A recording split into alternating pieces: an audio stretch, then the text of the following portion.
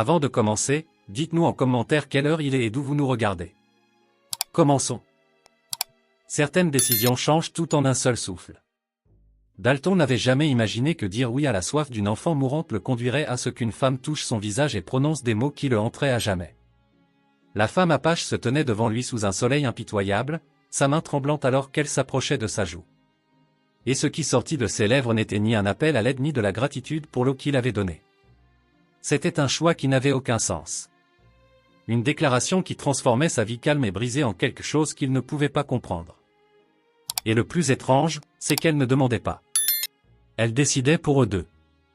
3 jours plus tôt, Dalton vérifiait la clôture à la limite de sa propriété lorsqu'il vit les traces. 2 séries d'empreintes, une d'adulte et une petite, traînant dans la poussière comme si ceux qui les avaient faites tenaient à peine debout. Il avait appris à ignorer les signes étranges ici. Ignorer les choses vous gardait en vie, vous évitez les ennuis. Mais ces traces menaient tout droit vers le lit du ruisseau asséché où plus rien ne vivait, et quelque chose là-dedans semblait faux d'une manière qu'il ne pouvait chasser de son esprit. Il les trouva 1 heure plus tard, effondrés à l'ombre d'un peuplier mort. Les yeux de la femme s'ouvrirent brusquement dès que son ombre tomba sur elle, et sa main se dirigea vers une lame à sa ceinture plus vite qu'il ne put cligner des yeux. Mais elle ne la tira pas, elle l'atteint juste là, l'observant avec ce genre d'épuisement qui va plus profond que ce que le sommeil pourrait jamais réparer. À côté d'elle, une petite fille gisait immobile, les lèvres gercées et en sang, la poitrine se soulevant et retombant trop vite. Dalton leva lentement les 2 mains. Il avait vu assez de gens désespérés pour savoir ce qui arrivait quand on bougeait trop vite. La prise de la femme sur la lame se resserra et, pendant un long moment, aucun d'eux ne bougea. Puis l'enfant émit un son, un gémissement faible et brisé qui coupa le silence comme un appel à l'aide qui ne parvenait pas tout à fait à former des mots. « De l'eau » dit Dalton doucement, faisant un signe de tête vers la gourde à sa ceinture. « C'est tout, juste de l'eau. » Les yeux de la femme se plissèrent. Mais elle ne l'arrêta pas quand il s'accroupit et déboucha la gourde. Il l'attendit, non pas vers elle, mais vers l'enfant. C'était un pari.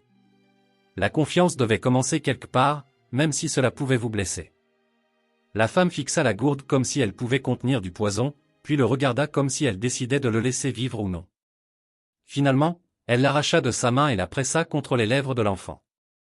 La petite fille but par gorgées désespérées, l'eau coulant sur son menton. Et les épaules de la femme s'affaissèrent juste un peu, comme si elle avait soutenu le poids du ciel et pouvait enfin le laisser tomber 1 seconde. Quand la gourde fut vide, elle la lui rendit sans un mot, ses yeux toujours fixés sur lui avec cette même intensité illisible. « Il y en a plus à la maison » dit Dalton en se levant lentement. « Et de l'ombre. De la vraie ombre. » La femme ne répondit pas. Elle rassembla simplement l'enfant dans ses bras et se leva en vacillant légèrement. Et Dalton réalisa qu'elle n'était pas en meilleur état que la fille. Il commença à marcher vers sa propriété, sans vérifier si elle suivait. Si elle ne le faisait pas, c'était son choix. Mais si elle le faisait, il devrait trouver ce qu'il était censé faire avec 2 inconnus qui semblaient fuir quelque chose de pire que la soif. Derrière lui, il entendit des pas dans la poussière. Lents, instables, mais qui suivaient. La marche jusqu'à la maison prit plus de temps qu'elle n'aurait dû. La femme s'arrêtait souvent, ajustant l'enfant dans ses bras, ses jambes menaçant de céder à chaque pas. Dalton voulait proposer de porter la fille lui-même, mais il savait qu'il ne fallait pas. La confiance n'était pas quelque chose qu'on précipitait, surtout pas avec quelqu'un qui avait déjà sorti une lame contre vous 1 fois. Alors il marcha devant assez lentement pour qu'elle puisse suivre le rythme et fit semblant de ne pas remarquer quand elle trébuchait. Sa maison se trouvait dans une vallée peu profonde nichée contre une paroi rocheuse qui offrait de l'ombre l'après-midi. Ce n'était pas grand-chose, juste du bois patiné et un toit qui fuyait lors des rares pluies, mais elle avait des murs et un puits qui donnaient encore de l'eau. La femme s'arrêta à la limite de sa propriété, fixant la maison comme si elle pouvait être un piège. Ses yeux scannèrent chaque fenêtre, chaque ombre, cherchant quelque chose qu'ils ne pouvaient pas voir. « Personne d'autre ici » dit Dalton sans se retourner. « Juste moi. » Elle ne bougea pas. L'enfant remua dans ses bras, faisant à nouveau ce même son brisé, et cela sembla décidé pour elle. Elle franchit le seuil de ses terres, mais sa main ne quitta jamais la lame à sa ceinture. À l'intérieur, la maison était sombre et plus fraîche que la chaleur brutale de l'extérieur. Dalton fit signe vers le lit dans le coin, le seul qu'il avait, et la femme y déposa l'enfant avec précaution, écartant les cheveux emmêlés du front de la fillette. Sa fièvre avait empiré. Dalton pouvait le voir à la rougeur de sa peau, à la façon dont son petit corps tremblait même à l'ombre. Il apporta plus d'eau, un chiffon et le reste du sel qu'il gardait pour conserver la viande. La femme le regarda mélanger le sel dans l'eau, les yeux vifs et méfiants, comme si elle attendait qu'il ajoute autre chose. Du poison, peut-être, ou pire. Quand il lui tendit la tasse, elle la prit mais ne but pas. Au lieu de cela, elle y goûta d'abord, juste une gorgée, attendant de voir s'il se passait quelque chose. « C'est juste de l'eau salée », dit Dalton doucement. « Ça aide pour la fièvre. » La femme ne répondit pas. Elle pressa la tasse contre les lèvres de l'enfant, l'incitant à boire par petites gorgées. Et pour la première fois depuis qu'il les avait trouvés, quelque chose dans son expression s'adoucit. Pas beaucoup, juste assez pour montrer que sous toute cette suspicion et cette colère, il y avait de la peur. Le genre de peur qui vient quand on regarde quelqu'un qu'on aime s'éteindre sans pouvoir l'arrêter. Dalton recula, leur laissant de l'espace. Il s'affaira au poêle, construisant un petit feu pour faire bouillir plus d'eau. Le silence s'étira entre eux, lourd et inconfortable, jusqu'à ce que la femme parle enfin. « Pourquoi » Il jeta un coup d'œil par-dessus son épaule. « Pourquoi quoi ?»« Pourquoi nous aider ?» Sa voix était rauque, comme si elle ne l'avait pas utilisée depuis des jours. « Vos gens n'aident pas les miens. » Dalton se retourna vers le feu. Il n'avait pas de bonne réponse à cela. Peut-être parce qu'il savait ce que cela faisait de regarder quelqu'un mourir et d'être impuissant à l'arrêter. Peut-être parce qu'il avait été seul si longtemps qu'il avait oublié ce que signifiait refuser quelqu'un. Ou peut-être parce que l'alternative, passer devant elle et prétendre qu'il n'avait rien vu, ressemblait à une pire sorte de mort que celle qu'il avait déjà vécue. Parce que c'est une enfant, dit-il enfin, et les enfants ne devraient pas mourir pour des choses qu'ils n'ont pas faites. La femme l'étudia pendant un long moment, et il sentit le poids de son regard comme quelque chose de physique. Elle le jugeait, essayant de comprendre s'il était sincère ou si c'était une sorte de jeu. Il lui tourna le dos, alimentant le feu, la laissant décider. « Je m'appelle Kiona, dit-elle doucement. Il hocha la tête. Dalton. Un autre silence. Puis plus doucement, presque trop calme pour être entendu, elle s'appelle Ayana. Dalton se retourna. Et pour la première fois, Kiona ne le regardait pas avec suspicion. Elle regardait sa fille. Et la peur dans ses yeux était si brute que sa poitrine se serra. Il avait déjà vu ce regard dans le miroir, dans les jours qui avaient suivi la mort de sa femme, quand il avait réalisé qu'il allait devoir continuer à vivre malgré tout. Elle s'en sortira, dit-il, bien qu'il ne fût pas sûr d'y croire. Kiona ne répondit pas. Elle pressa juste sa main sur le front d'Ayana, ses lèvres bougeant pour former des mots qu'il ne pouvait pas entendre. Et Dalton se demanda, pas pour la première fois ce jour-là, quel genre de désespoir poussait quelqu'un à faire confiance à un étranger quand chaque instinct leur disait de ne pas le faire. À la tombée de la nuit, la fièvre d'Ayana n'était pas tombée. Au contraire, elle avait empiré. Dalton ne dormit pas. Il s'assit sur la chaise à côté du lit, changeant le chiffon sur le front d'Ayana toutes les quelques minutes, regardant le soulèvement et la chute de sa petite poitrine comme si c'était la seule chose au monde qui importait. Kiona s'était finalement effondrée près de la fenêtre, l'épuisement l'emportant sur son besoin de rester alerte. Mais même dans son sommeil, sa main reposait sur la lame à son côté. La fièvre brûlait à travers l'enfant comme un feu de forêt. La peau d'Ayana était si chaude qu'elle faisait mal au toucher, et chaque respiration qu'elle prenait semblait humide et laborieuse. Dalton avait déjà vu cela l'hiver après la mort de sa femme, quand la maladie avait balayé le territoire et emporté la moitié des enfants de la colonie la plus proche. Il savait comment cela finissait si la fièvre ne tombait pas avant le matin. Il pressa le chiffon frais sur son cou, ses poignets, derrière ses genoux, partout où le sang passait près de la surface. Ses mains bougeaient avec une douceur qui semblait étrange après tant d'années à travailler seule, à ne rien toucher de plus doux que le cuir et le bois. La fille remua une fois, ses yeux s'ouvrant juste un peu, flous et vitreux. « Maman » murmura-t-elle, le mot se formant à peine. « Elle est juste là » dit Dalton doucement, faisant un signe de tête vers Kiona.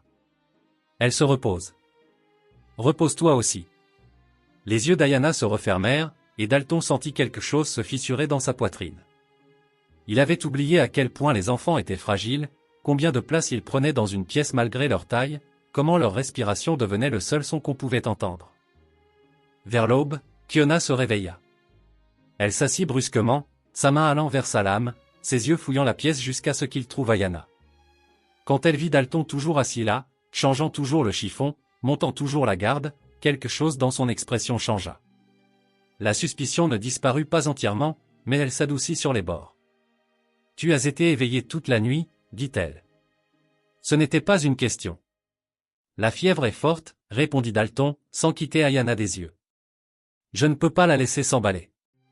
Kiona se leva et traversa vers le lit, pressant sa main sur le front de sa fille. Sa mâchoire se serra, et pendant un moment, Dalton pensa qu'elle pourrait pleurer, mais elle ne le fit pas. Elle prit simplement le chiffon de ses mains et continua le travail elle-même, ses gestes prudents et exercés. Ils restèrent assis en silence pendant un moment, tous deux concentrés sur l'enfant entre eux, jusqu'à ce que Kiona parle à nouveau. Son père est mort il y a 8 mois, dit-elle doucement. Accident de chasse. Une flèche a traversé sa jambe, ça s'est infecté. Il était mort en 5 jours. Dalton hocha la tête lentement. Il ne savait pas quoi dire à cela, alors il ne dit rien. Mon père voulait que j'épouse son frère, continua Kiona, la voix plate. C'est notre coutume. Le frère prend soin de la veuve et de l'enfant. Garde la famille unie. Elle fit une pause, essorant le chiffon. Mais il était cruel. J'ai vu comment il traitait sa première femme. J'ai refusé. C'est pour ça que tu es ici toute seule. Ils m'ont donné 3 jours pour changer d'avis, dit Kiona. Quand je ne l'ai pas fait, ils m'ont renvoyé. Ils ont dit que je ne faisais plus partie de la tribu. Que Ayana et moi devrions survivre par nous-mêmes. Ses mains s'immobilisèrent sur le chiffon. Je pensais que je pourrais. Je pensais que j'étais assez forte. Mais le désert se fiche de savoir si tu es forte. Dalton la regarda alors, la regarda vraiment, et vit ce qu'il avait manqué auparavant. Le poids de quelqu'un qui avait tout parié sur sa propre force est perdu. L'épuisement qui venait du fait de porter une autre vie sur son dos quand on pouvait à peine porter la sienne. Tu as fait ce que tu pensais être juste, dit-il. Avoir raison ne nourrit pas un enfant, répondit Kiona avec amertume. Avoir raison n'arrête pas une fièvre. Elle avait raison. Et Dalton n'avait pas de réponse à cela non plus. Ils continuèrent toute la matinée, se relayant avec le chiffon, forçant de petites gorgées d'eau à passer les lèvres gercées d'Ayana. Le soleil monta plus haut, transformant la maison en four, et la fièvre faisait toujours rage. Les mains de Kiona commencèrent à trembler vers midi, l'épuisement et la peur la rattrapant enfin, et Dalton dut reprendre le relais. « Tu dois te reposer, dit-il. »« Je ne peux pas. »« Si tu t'effondres, qui prend soin d'elle alors ?» Kiona le fixa, et il put la voir analyser la logique, détestant qu'il ait raison. Finalement, à contre-cœur, elle se déplaça vers la chaise, mais ses yeux ne quittèrent jamais Ayana. 1 heure plus tard, la fièvre tomba. Cela arriva d'un coup. La peau d'Ayana refroidit, sa respiration devint régulière, et elle tomba dans ce qui ressemblait à un vrai sommeil au lieu de la lutte semi-consciente qu'elle avait menée toute la nuit. Kiona se leva si vite que la chaise se renversa, ses mains planant au-dessus de sa fille comme si elle avait peur de la toucher et de briser le sort qui avait rendu cela possible. « Elle va s'en sortir, dit Dalton. Et cette fois, il le pensait vraiment. Kiona se tourna pour le regarder, et ce qu'il vit dans ses yeux le fit reculer d'un pas. Ce n'était pas de la gratitude. Ce n'était pas du soulagement. C'était tout autre chose. Quelque chose qui ressemblait presque à de la reconnaissance. Comme si elle le voyait pour la première fois et réalisait quelque chose qui changeait tout. Elle traversa la pièce en 3 pas et s'arrêta devant lui. Assez près pour qu'il puisse sentir la chaleur qui rayonnait encore de sa peau. Sa main se leva, tremblant légèrement, et se pressa contre sa joue.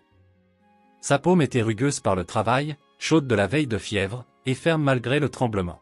« Je te choisis pour être le père, dit Kiona. » Le premier instinct de Dalton fut de reculer.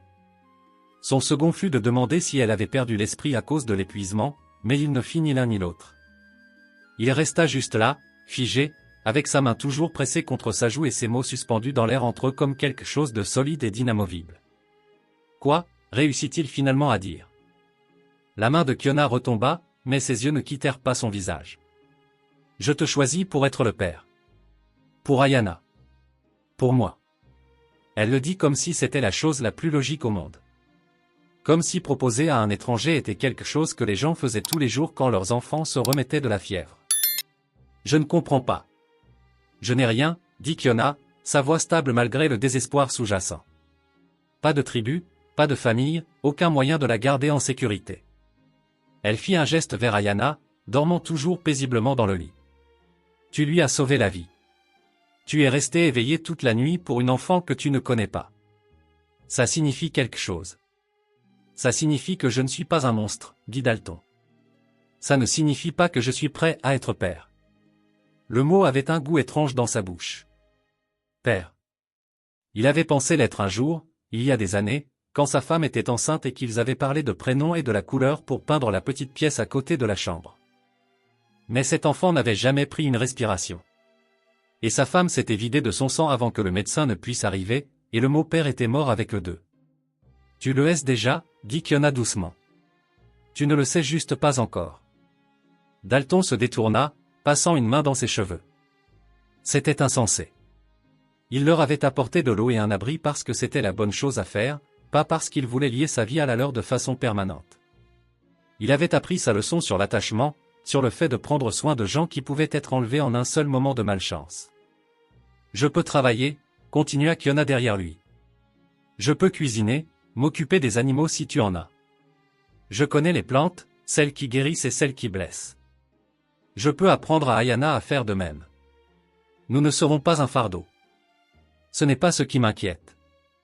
Alors quoi? Dalton se retourna pour lui faire face. Qu'est-ce qui se passe quand tu changes d'avis?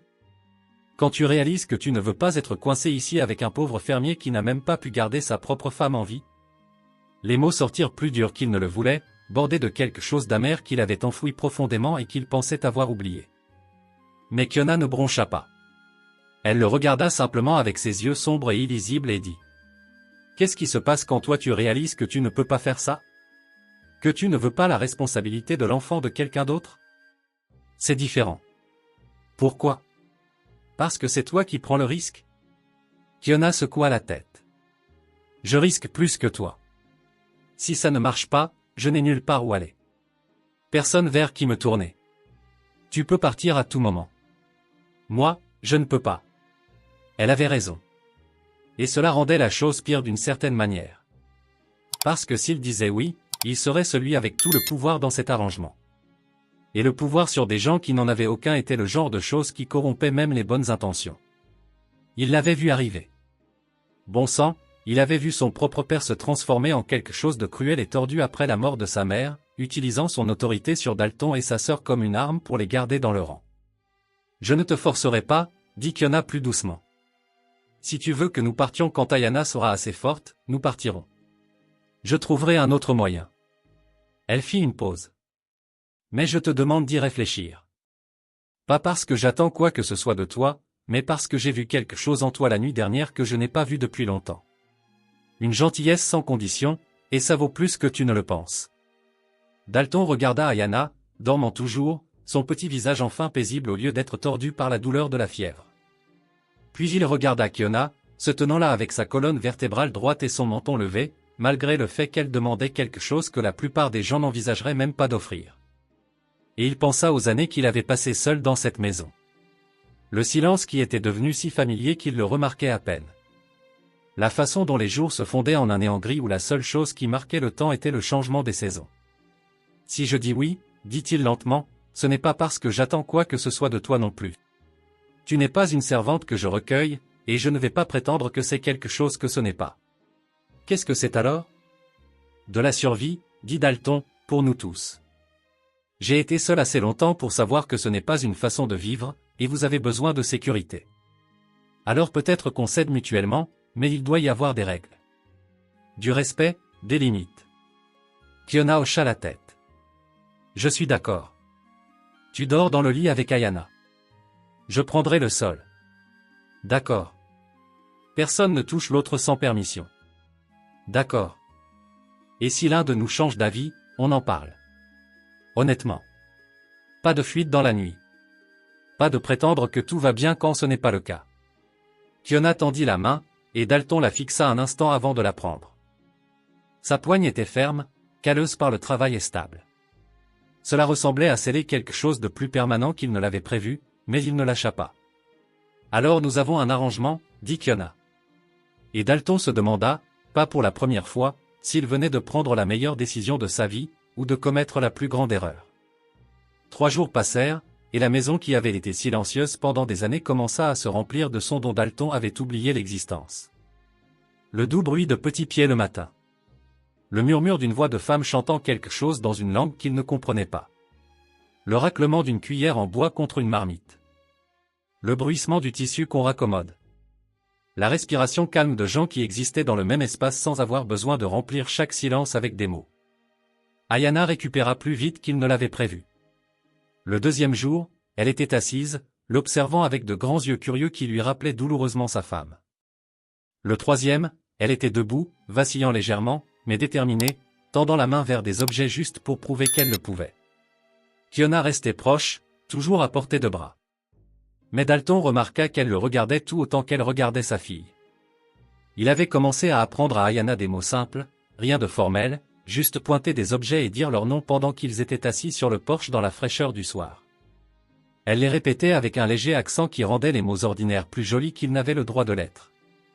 Oh, ciel, maison. Ce dernier fit lever brusquement la tête à Kiona de là où elle moulait du maïs, mais elle ne dit rien. L'arrangement entre eux s'installa dans quelque chose qui semblait presque naturel. Kiona cuisinait avec des ingrédients que Dalton ignorait depuis des mois, transformant de la viande séchée et de la farine dure en repas qui avaient vraiment le goût de nourriture au lieu de carburant. Elle travaillait sans demander, raccommodant les accros dans ses chemises auxquelles il s'était habitué, organisant le chaos qu'il avait laissé s'accumuler dans les coins. Quand il essayait de lui dire qu'elle n'était pas obligée, elle le regardait simplement avec ses yeux illisibles et disait « Je t'ai dit que je ne serais pas un fardeau. » Ce n'est pas ce que je voulais dire. Alors que voulais-tu dire? Il n'avait pas de bonne réponse. La vérité était qu'il aimait la voir là. Il aimait la regarder bouger dans son espace avec une efficacité silencieuse. Il aimait la façon dont elle fredonnait parfois quand elle pensait que personne n'écoutait. Mais dire cela semblait franchir l'une des limites qu'ils avaient convenues. Alors il restait silencieux et la laissait travailler. Il y avait des moments, cependant, où les limites semblaient minces, comme quand elle tendait le bras derrière lui pour attraper quelque chose sur l'étagère et que son bras frôlait le sien, le bref contact envoyant de la chaleur à travers sa chemise, ou quand il l'aidait à porter l'eau du puits, et que leurs mains se touchaient sur l'anse du seau, et qu'aucun d'eux ne s'éloignait aussi vite qu'ils auraient dû. Une fois, il la surprit à le regarder pendant qu'il travaillait à réparer la clôture. Et quand leurs yeux se rencontrèrent, quelque chose passa entre eux qui n'avait rien à voir avec leur arrangement et tout à voir avec la conscience qu'ils étaient un homme et une femme partageant un espace restreint. Il détournait le regard en premier, toujours, parce que reconnaître cela semblait dangereux. Le quatrième matin, Dalton montrait à Ayana comment nourrir les poulets quand il entendit Kiona appeler son nom, pas fort, mais avec une tension qui le fit se redresser immédiatement. Il dit à Ayana de rester là et retourna vers la maison. Kiona se tenait à la fenêtre, le corps tendu, fixant les collines de l'Est. « Quelqu'un arrive » dit-elle doucement. Dalton se plaça à côté d'elle et suivit son regard. 3 cavaliers, encore lointains, mais se dirigeant tout droit vers la maison. Même d'ici, il pouvait dire que ce n'étaient pas des colons. Ils bougeaient différemment, se tenaient différemment sur leurs chevaux, et la façon dont la main de Kiona était allée vers sa lame lui disait tout ce qu'il avait besoin de savoir. « Ta tribu » demanda-t-il. « Oui. » Sa voix était devenue plate, vidée de la chaleur qui avait commencé à s'y glisser ces derniers jours. « Ils sont venus pour moi. »« Que veulent-ils » La mâchoire de Kiona se serra. « Me ramener. Me forcer à accomplir le mariage. Et si je refuse encore ?» Elle ne finit pas la phrase. Mais Dalton entendit ce qu'elle ne disait pas. Si elle refusait encore, il ne se contenterait pas de la renvoyer. Il prendrait Ayana, forcerait Kiona à obéir en menaçant la seule chose qu'il lui restait à chérir. Combien de temps avons-nous? 20 minutes, peut-être moins. Dalton la regarda, puis regarda Ayana jouant avec les poulets, inconsciente du danger qui chevauchait vers elle. Il pensa à l'arrangement qu'ils avaient fait, aux limites et au respect, et comment rien de tout cela ne comptait si Kiona et sa fille n'étaient pas en sécurité. Il pensa aux années qu'il avait passées à éviter les ennuis, à garder la tête basse, à ne pas s'impliquer dans des choses qui n'étaient pas son problème, et il pensa à quel point il avait fini par haïr cette personne qu'il était devenu. « Fais entrer Ayana, dit-il. Et restez loin des fenêtres. » Kiona attrapa son bras, ses doigts serrés. « Dalton, tu ne comprends pas. Ces hommes, ils ne partiront pas juste parce que tu le leur demandes. Je sais qu'ils se battront s'ils le doivent. Alors nous gérerons ça. » Il croisa son regard et quelque chose dans son expression dut la convaincre car elle hocha la tête une fois et alla chercher Ayana. Dalton marcha vers le coin de la pièce et prit son vieux fusil de là où il prenait la poussière depuis un an. Il vérifia la chambre, le chargea et se plaça dans l'embrasure de la porte pour attendre.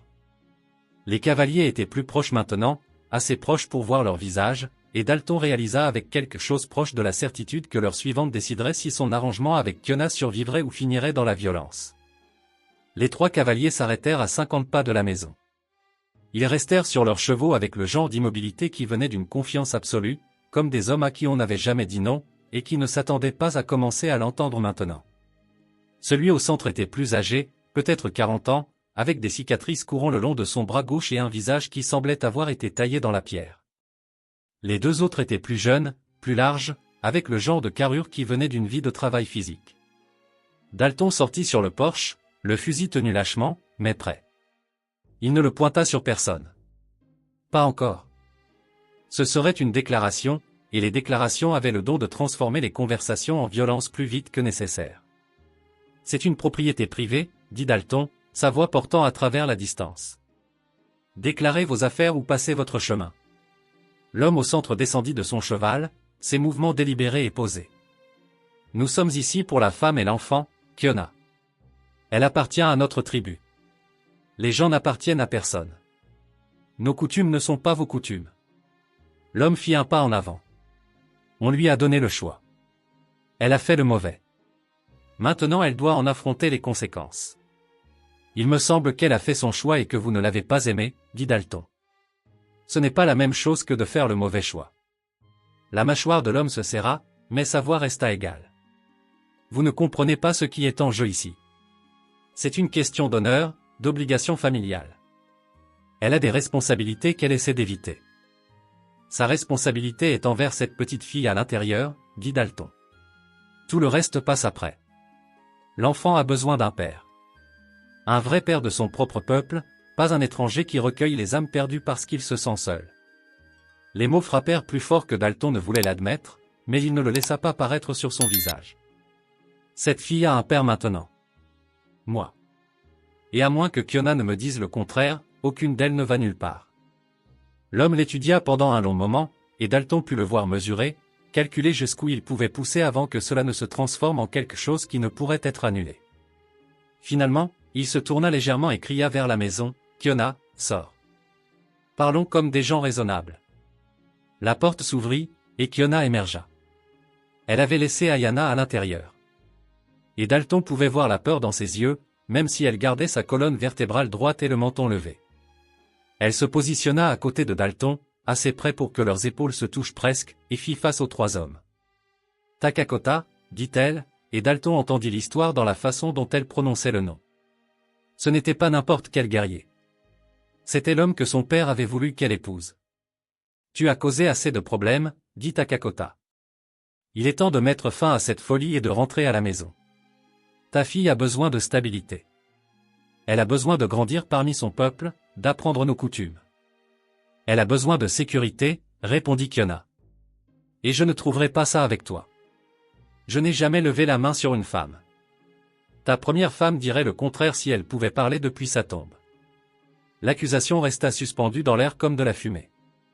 L'un des jeunes guerriers bougea inconfortablement sur son cheval, et Dalton réalisa que quoi que Kiona disait, ce n'était pas juste une rumeur. Ces hommes connaissaient la vérité. L'expression de Takakota s'assombrit. Tu n'as aucune preuve de cela, et tu m'insultes en disant des mensonges à cet étranger.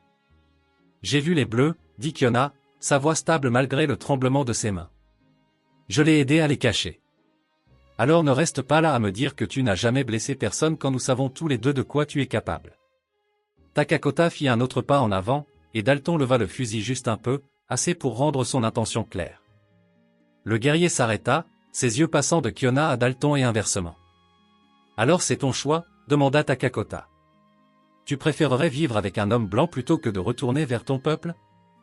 Tu laisserais ta fille grandir hors de nos traditions, sans jamais savoir qui elle est vraiment? Je préférerais la laisser grandir vivante, dit Kiona. Avec quelqu'un qui la traite comme si elle comptait au lieu de la traiter comme une propriété à échanger. Le conseil n'acceptera pas cela. Ton père n'acceptera pas cela. Mon père a cessé d'être mon père quand il a essayé de me vendre à un homme qui bat les femmes. Tu devrais t'asseoir, dit Dalton en se tournant vers elle. Je dois voir Ayana. Elle va bien. Elle est à l'intérieur ou c'est sûr. Toi, par contre, tu as l'air sur le point de t'effondrer. Kiona ne discuta pas. Elle le laissa la guider vers la chaise sur le porche, et elle s'y enfonça comme si ses jambes l'avaient tenue debout par pure volonté et rien d'autre. Dalton appuya le fusil contre le mur et s'accroupit devant elle, assez près pour voir les traces de larmes sur son visage qu'elle avait été trop fière pour laisser couler pendant que Takakota regardait. « Tu as été bien, dit-il doucement. De lui tenir tête comme ça. Je nous ai condamnés, murmura Kiona. Quand le conseil décidera, ils enverront plus de 3 hommes, et ils ne viendront pas pour parler. Alors nous gérerons ça quand ça arrivera. Tu ne comprends pas. Ils ne vont pas juste me reprendre. Ils te puniront pour avoir interféré, pour avoir pris ce qu'ils croient leur appartenir. Elle le regarda, et la peur dans ses yeux était brute et sans défense. Je t'ai mis en danger. Je devrais partir avant que ça empire. Non. Le mot sortit plus dur qu'il ne l'avait voulu, mais il ne l'adoucit pas. Kiona cligna des yeux, surprise, et Dalton réalisa que quelque part ces derniers jours, sa décision concernant cet arrangement avait cessé d'être une question de logique ou de survie et avait commencé à être tout autre chose. Je pensais ce que j'ai dit là-bas, continua-t-il. Tu ne vas nulle part à moins que tu ne le choisisses. Et si ta tribu a un problème avec ça, ils peuvent m'en parler directement. Pourquoi ? Demanda Kiona, et la question portait plus de poids que ces simples lettres n'auraient dû en porter. Pourquoi risquerais-tu tout pour des gens que tu connais à peine ?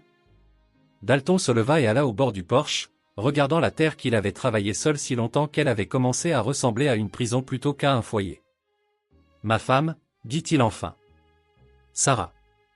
Elle est morte parce que je n'étais pas là quand elle avait besoin de moi. Kiona ne répondit pas, attendit juste qu'il continue. J'étais en ville pour échanger des provisions. Elle a commencé le travail tôt et le temps que je revienne, c'était trop tard. Le bébé n'a jamais pris une respiration et Sarah s'est vidée de son sang avant même que je puisse lui tenir la main. Il fit une pause, le souvenir pesant lourd dans sa poitrine comme toujours.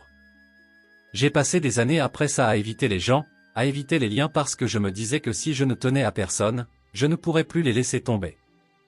Ce n'est pas un échec, dit Kiona doucement. C'est une tragédie. Tu ne peux pas te blâmer pour quelque chose que tu ne pouvais pas contrôler. Le puis-je ? Dalton se tourna pour la regarder. Parce que j'ai passé chaque jour depuis à me demander si les choses auraient été différentes si j'étais juste resté à la maison ce matin-là. Si j'avais ignoré les provisions dont nous avions besoin et que je l'avais gardée près de moi où je pouvais la protéger. Et vous seriez mort de faim cet hiver-là sans ces provisions, dit Kiona. Ou tombé malade, ou n'importe quel autre nombre de choses qui t'auraient rendu inutile au moment où elle avait réellement besoin de toi. Elle se leva et traversa vers l'endroit où il se tenait. Tu ne peux pas vivre ta vie en te préparant à chaque tragédie possible. Au bout du compte, tu ne vis plus du tout. Est-ce ce que tu faisais ? Juste survivre au lieu de vivre ? Oui, admit Kiona. Depuis que mon mari est mort, chaque décision que j'ai prise concernait la survie, garder Ayana en vie un jour de plus. J'ai arrêté de penser à quoi que ce soit au-delà de ça. Elle fit une pause et quand elle parla à nouveau, sa voix était plus calme. Jusqu'à toi. Jusqu'à ça. L'espace entre eux semblait chargé comme l'air avant que la foudre ne frappe.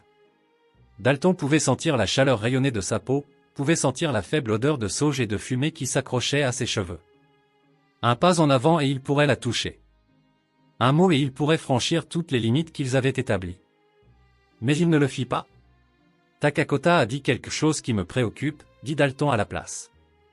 Il a agi comme s'il y avait plus dans cette histoire qu'un simple mariage refusé, comme s'il y avait autre chose en jeu. L'expression de Kiona se ferma immédiatement, et Dalton sut qu'il avait touché quelque chose d'important. « Qu'est-ce que c'est » insista-t-il. « Qu'est-ce que tu ne me dis pas ?» Elle se détourna, ses épaules tendues.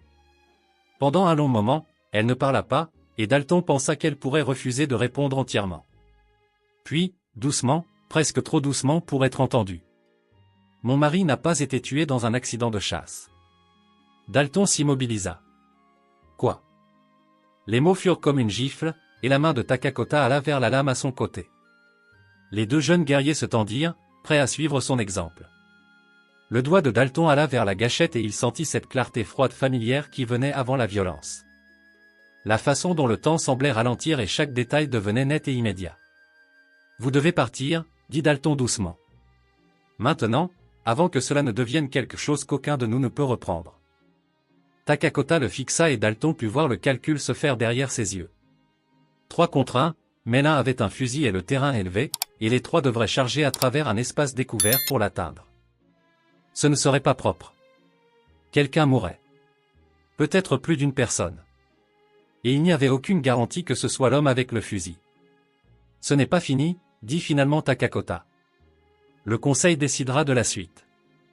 Et quand ils le feront, tu devras répondre du fait d'avoir pris ce qui ne t'appartient pas. Elle n'est pas une chose à prendre, répondit Dalton. Et je ne répondrai à personne pour avoir donné un abri à des gens qui en ont besoin. Takakota monta sur son cheval, le mouvement raide d'une rage contenue. Les 3 se retournèrent et chevauchèrent vers les collines, mais Dalton ne baissa pas le fusil jusqu'à ce qu'il soit hors de vue. Même alors, il le garda près de lui. Kiona se tenait à côté de lui, et quand il la regarda enfin, il vit qu'elle tremblait. Dalton ne baissa pas le fusil jusqu'à ce que les cavaliers aient disparu complètement au-dessus de la crête. Même alors, il le tint encore quelques minutes, surveillant l'horizon comme s'il pouvait réapparaître à tout moment. À côté de lui, Kiona avait enfin cessé de trembler, mais sa respiration était encore trop rapide, trop superficielle. Il a été assassiné, dit Kiona. Et le mot resta suspendu entre eux comme quelque chose de physique. Le frère cadet de Takakota l'a fait. Il a fait ressembler ça à un accident avec la flèche. Mais je savais.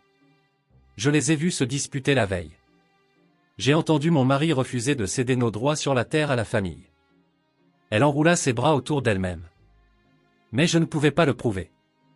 Et quand je les ai accusés, le conseil a dit que j'étais accablé par le chagrin et que j'imaginais des choses. C'est pour ça que Takakota te veut tellement, dit Dalton, la compréhension se mettant en place. Si tu es marié avec lui, tu ne peux pas témoigner contre son frère. Kiona hocha la tête. Et mon père soutient ça parce que Takakota lui a promis une place au conseil en échange de ma main. Donc, ce n'est pas une question d'honneur ou de tradition. Non, dit Kiona amèrement. C'est une question de pouvoir et de dissimulation d'un crime. Ça l'a toujours été. Dalton regarda vers les collines de l'Est où les cavaliers avaient disparu, et quelque chose de froid s'installa dans ses tripes. Cela n'allait pas finir avec une décision du conseil ou une conversation raisonnable. Cela allait finir dans le sang. La seule question était de savoir lequel. Ils revinrent 2 jours plus tard, pas 3 cavaliers cette fois. 7. Et ils ne s'arrêtèrent pas à 50 pas. Ils chevauchèrent jusqu'à la limite de la propriété. Et Takakota mit pied à terre comme s'il possédait le sol sous ses pieds. Dalton les attendait. Il avait passé ces 2 jours à se préparer, renforçant les portes, s'assurant que les fenêtres pouvaient être barrées de l'intérieur, vérifiant sa réserve de munitions. Kiona avait voulu fuir, prendre Ayana et disparaître dans le désert avant que la confrontation n'arrive. Mais Dalton l'avait convaincu que fuir ne ferait que retarder l'inévitable. Finalement, il serait trouvé, et la prochaine fois il pourrait ne pas y avoir de maison pour s'abriter ou de terrain élevé pour se défendre. Cette fois, quand Takakota approcha, il amena un homme plus âgé avec lui, aux cheveux gris, buriné, avec l'allure de quelqu'un habitué à être obéi. Kiona se raidit quand elle le vit. « Mon père » murmura-t-elle. Dalton garda le fusil prêt, mais ne le pointa pas encore. « Vous n'êtes pas les bienvenus ici » cria-t-il. « Je vous l'ai dit la dernière fois. » L'homme plus âgé parla, sa voix portant une autorité que celle de Takakota n'avait pas. « Je suis Anip, ancien de notre peuple. Je suis venu ramener ma fille à la maison et résoudre ce déshonneur. » « Il n'y a pas de déshonneur à choisir la sécurité plutôt que l'obligation, » répondit Dalton. « Vous ne comprenez pas nos coutumes. Je comprends que vos coutumes ont fait tuer un homme et menacer sa veuve pour avoir refusé d'épouser le frère de son meurtrier. » Les mots atterrirent comme des pierres dans une eau calme. Plusieurs guerriers bougèrent inconfortablement, et l'expression d'Anip s'assombrit.